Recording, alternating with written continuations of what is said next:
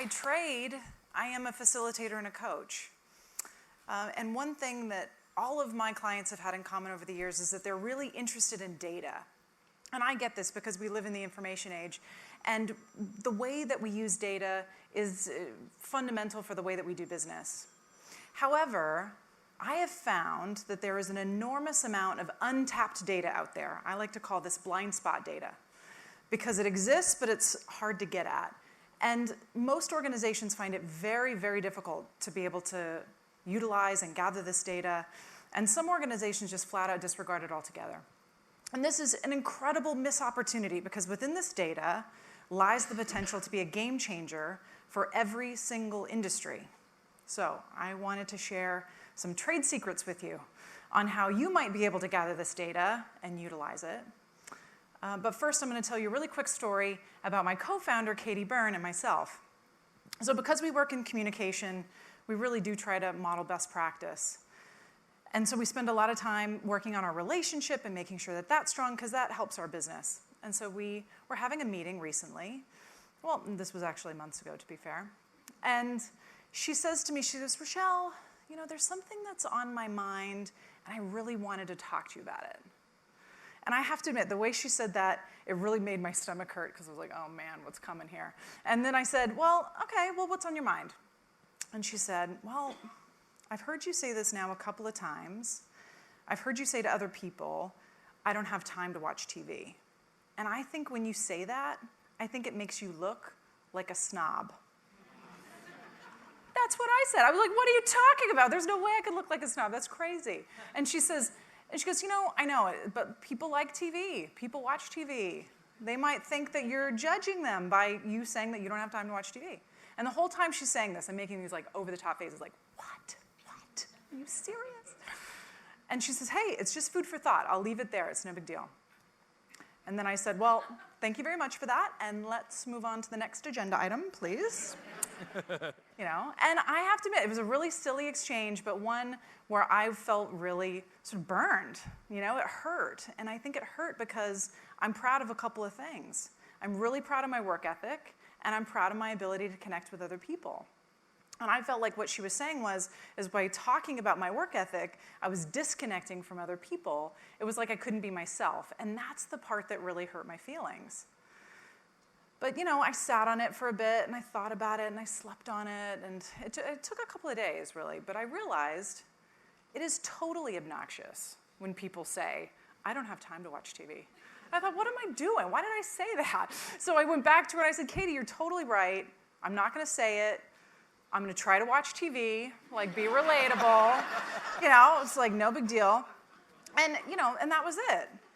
So let me go back to that blind spot data that I had talked about at the very beginning. You know, that game-changing data that exists, but it's hard to see. It was in the story that I just told. Did you guys hear it at all? It was feedback. You're disappointed, aren't you? I can tell you're disappointed because feedback isn't cool. Feedback is not sexy. I get it. But the thing is the way that we receive feedback and are able to action feedback, that's the game changer for every single one of us in the room. So, and I'd say that is sexy, personally. So, and I think that you would agree that Katie was right to tell me that, right? Because I didn't know how I could potentially be perceived, and I don't want to be perceived that way. So had she not told me or I hadn't listened, I could have been going all over town, sort of bragging about how I don't watch TV and pissing people off, you know, left, right, and center. And that's not what I wanted. But I don't think I'm alone here. In fact, I know I'm not alone, because we have worked with thousands of seasoned professionals all over the world who struggle with the same thing, that we're missing critical pieces of data. And I think it's for two reasons. One is we take issue with the person who's giving us the message, and we take issue with the message itself. So let's look at both of those things a little bit closer. So let's imagine it wasn't Katie who gave me that feedback. Let's imagine anybody else had given me that feedback, like a stranger, acquaintance, second cousin, whatever. I'm pretty confident I would have heard that and immediately thought, they don't know me. Like, they're addicted to television. You know, I would have thought, they have got problems, right? And I would have essentially taken that data, crumpled it up, thrown it in the garbage, and not even thought about it, not even once. Really, the only reason I was able to listen to the data was because it did come from Katie, who not only, I said before, is a trusted business partner, but she's also a really close friend. She's even listed on our will to take care of our children if my husband and I die. And it was still hard to hear the feedback, right? So this means that it's hard for us to hear feedback from anybody, right? Do you agree with this? Yes, I know you do. So now the second part is the message. Let's complicate it even more now. We take issue with the message because we're human beings and we try to avoid pain. And that's normal, right? We want to duck and dive. We want to avoid pain. So what we do is we either think that the message is nonsensical, or we start to build this story, this internal story, as a way of discrediting it. So let me give you an example, and I think it's going to resonate with you. So years ago, I was teaching a workshop, and I had a participant, let's call her Janice, and she was complaining about a colleague, let's call him John. And essentially what she was saying was that she was like, oh, he always nitpicks me. I can never do anything right. I think he's trying to get me fired. She was really upset. And so I said, well, give me an example. So she shows me this email, and the email had, I kid you not, 3 lines at most. And basically what it said was, we're working on a contract together. I think there's something missing. Can you take a look? And so I say to her, I'm like, Janice, I don't know. I don't see anything malicious in this email. And she was like, oh, you don't know this guy. He's a game player. There's a lot more written here than what you can actually see.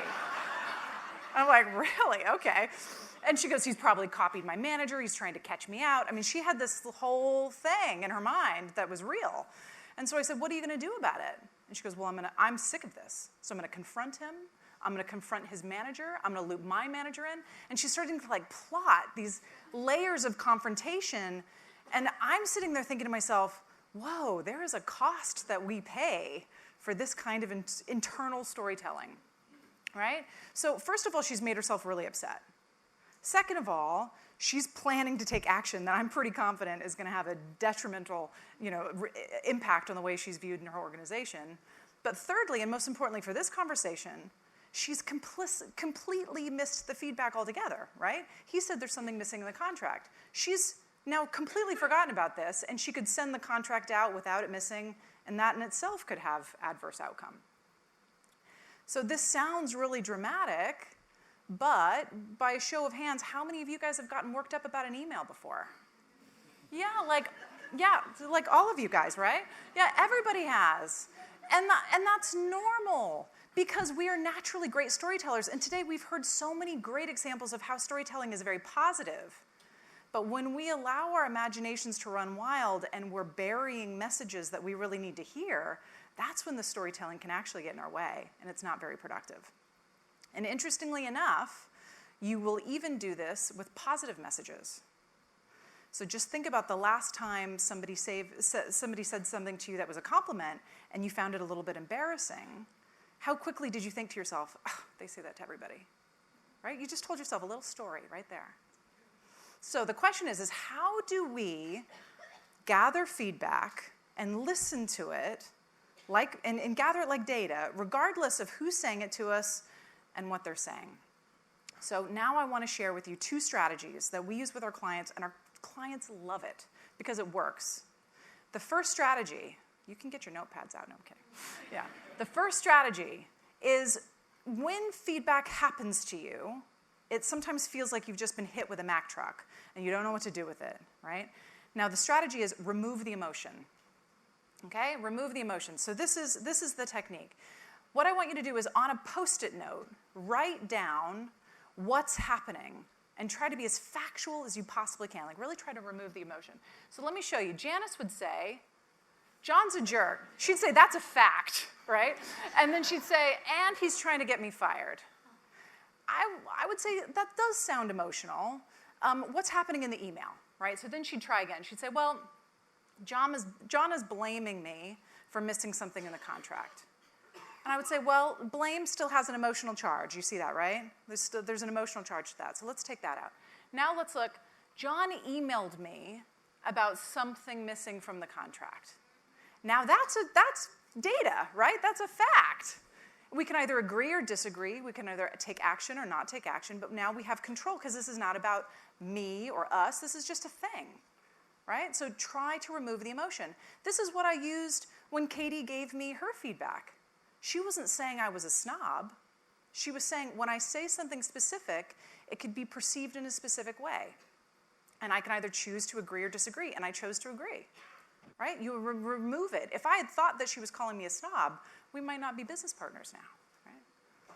So I want us to start thinking about using this technique. The second technique is one for those of you that really want to master receiving feedback.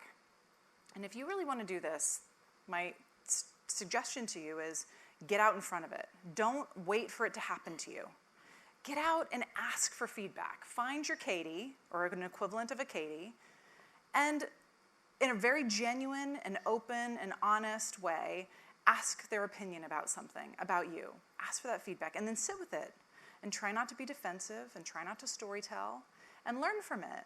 And start thinking about, what does this data tell you? And how can you use it to start transforming the way that you behave in your work and you behave at home? Right? So let's still do this together. I want you to picture in your mind somebody you trust.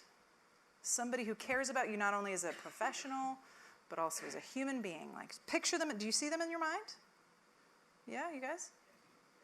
Hi, Mom. Right. Okay. Now I want you to think. They hold blind spot data about you. They see you in a unique way that you cannot see yourself. What do you want to know from them? What's the game-changing data that they have about you? What's that question? Now, the last step, you're not going to get mastery unless you do this. And that is ask them. Translate that from thinking about it to actually doing it. So get out there on your way home, pick up the phone, and start the conversation and really start living in the information age today. Thank you.